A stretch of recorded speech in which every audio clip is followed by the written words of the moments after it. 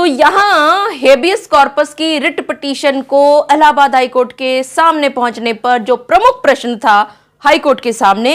कि क्या सिर्फ आर्य समाज मंदिर के द्वारा इशू किए गए सर्टिफिकेट के बेसिस पर हेबियस कॉर्पस लाई करती है, क्योंकि हेबियस कॉर्पियस वैसे ही बहुत ही एक्स्ट्रा ऑर्डिनरी रेमेडी मानी जाती है।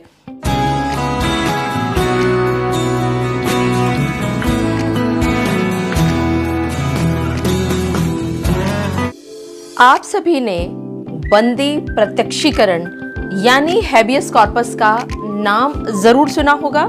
और आपको ये बात भी भली भांति पता है कि हेबियस कॉर्पस की रिट पिटीशन आप तब दाखिल कर सकते हैं अगर किसी व्यक्ति को गैर कानूनी तरीके से बंदी बनाया गया हो, तो उसको कोर्ट के सामने प्रस्तुत करने के लिए ये रिट पिटीशन फाइल की जाती है। ज्यादातर आप लोगों ने ये भी सुना होगा कि जब पति और पत्नी की जब शादी हो जाती है वो एक विवाह बंधन में बंध जाते हैं और उसके बाद अगर पत्नी के मायके वाले उस यानी आपकी पत्नी को यानी अपनी बेटी को जबरदस्ती अपने घर में रोक करके रखते हैं, उन दोनों पति और पत्नी को दाम्पत्य जीवन चलाने की अनुमति न देने के मकसद से, तो उस समय पर आप हेबियस कॉर्पस फाइल किया करते हैं। लेकिन क्या हर एक शादी में हेबियस कॉर्पस फाइल किया जा सकता है? वो कौन कौन सी परिस्थितियां हैं जब हेबियस कॉर्पस आप फाइल कर सकते हैं? इसी तरह से आप सभी ने ये भी देखा होगा कि आजकल आर्य समाज मंदिर में शादी करने का चलन बहुत ज्यादा चल रहा है, तो क्या हेबियस कॉर्पस उसमें भी लाई करती है यानी कि फाइल की जा सकती है? जी हाँ, आप सभी ने बिल्कुल ठीक समझा। आज के स्पेशल वीडियो में मैं इस स्पेशल टॉपिक पर आप सभी के साथ बात करने वाली हूँ कि अगर आपने अपनी पत्नी के साथ आर्य समाज मंदिर में विवाह किया है और आपके ससुराल के लोग आप दोनों को दाम्पत्य जीवन निर्वाह करने में बाधा डाल रहे हैं, तो आप अपने ससुराल पक्ष के लोगों के खिलाफ हेबियस कॉर्पस की रिट पिटीशन फाइल कर सकते हैं या नहीं कर सकते, और अगर कर सकते हैं तो उसका क्या परिणाम होगा, और अगर नहीं कर सकते तो क्यों नहीं कर सकते। मैं एडवोकेट मोहिनी मोना आप सभी का पुनः स्वागत करती हूं और आप सभी देख रहे हैं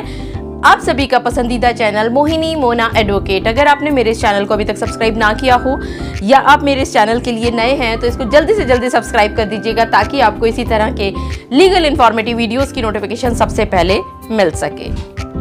अब देखिए, इलाहाबाद हाई कोर्ट के सामने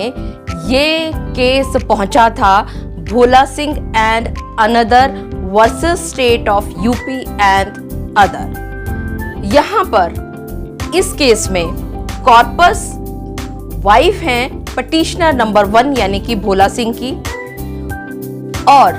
भोला सिंह जी ने जो ये हेबियस कॉर्पस की रिट पिटीशन को फाइल किया था वहां पर अपनी मैरिज को प्रूव करने के लिए उन्होंने आर्य समाज मंदिर का सर्टिफिकेट कोर्ट के अंदर लगाया था। ये आर्य समाज मंदिर गाजियाबाद में स्थित है।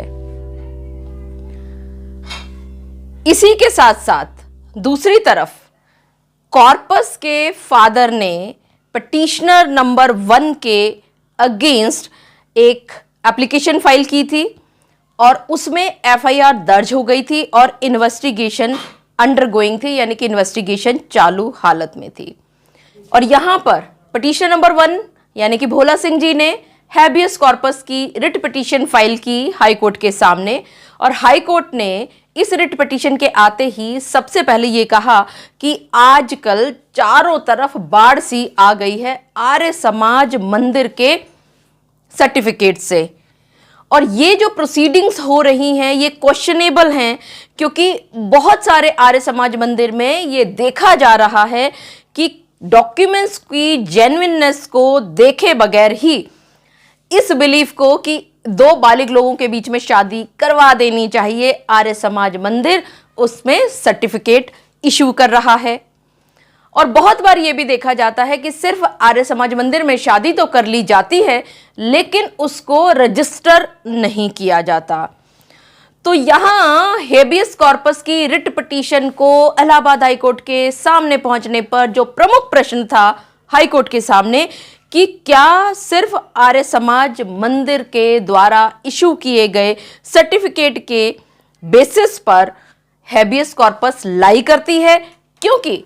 हेबियस कॉर्पियस वैसे ही बहुत ही एक्स्ट्रा ऑर्डिनरी रेमेडी मानी जाती है। यहां पर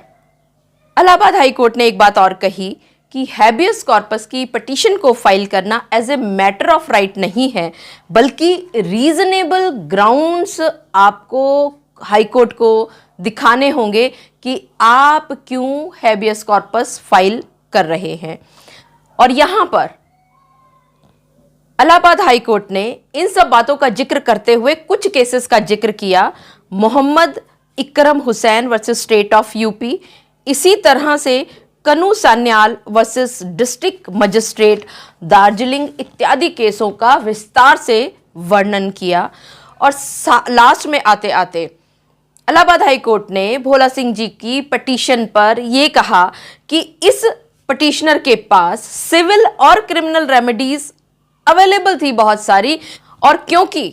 उसके पास हैबियस कॉर्पस फाइल करने की बजाय सिविल और क्रिमिनल रेमेडीज अवेलेबल थी, तो इसी वजह से ये जो हैबियस कॉर्पस फाइल की गई है भोला सिंह जी के द्वारा, ये मेंटेनेबल नहीं है।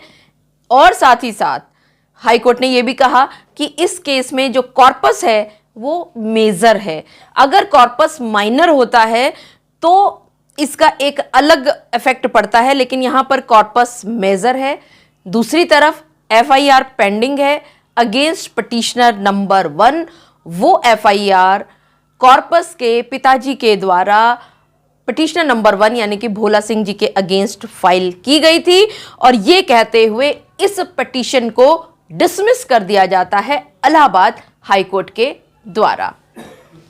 मुझे पूरा विश्वास है कि आप सभी को मेरे आज के इस वीडियो के माध्यम से ये बात भली भांति पता चल गई होगी कि अगर आप खुश हो जाते हैं आर्य समाज मंदिर में जाकर के विवाह करके और उसमें एक सर्टिफिकेट पा करके, और उसके बाद आप ये सोचा करते हैं कि उस सर्टिफिकेट के माध्यम से हैबियस कॉर्पस अगर आप फाइल करेंगे तो आपकी पत्नी को आपके समक्ष प्रस्तुत कर दिया जाएगा और उससे उसका विचार पूछा जाएगा, तो आप इस बात को गांठ मार लें कि अगर आपने आर्य समाज मंदिर में शादी की है तो उस शादी को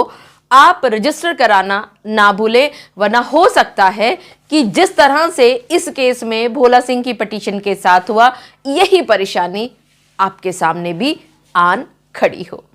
मुझे पूरा विश्वास है कि आप सभी को मेरा आज का वीडियो भी बहुत अच्छा लगा होगा। अगर आपको मेरा आज का वीडियो भी अच्छा लगा तो इसको लाइक, शेयर और कमेंट करना ना भूलिएगा। और हाँ, अगर आप मेरे चैनल के लिए नए हैं तो इसको जल्दी से जल्दी सब्सक्राइब कर दीजिएगा, ताकि आपको इसी तरह के लीगल इन्फॉर्मेटिव वीडियोस की नोटिफिकेशन सबसे पहले मिल सके। अपना और अपने परिवार का बहुत अच्छी तरह से ध्यान रखिएगा। Thank you, take care, bye bye.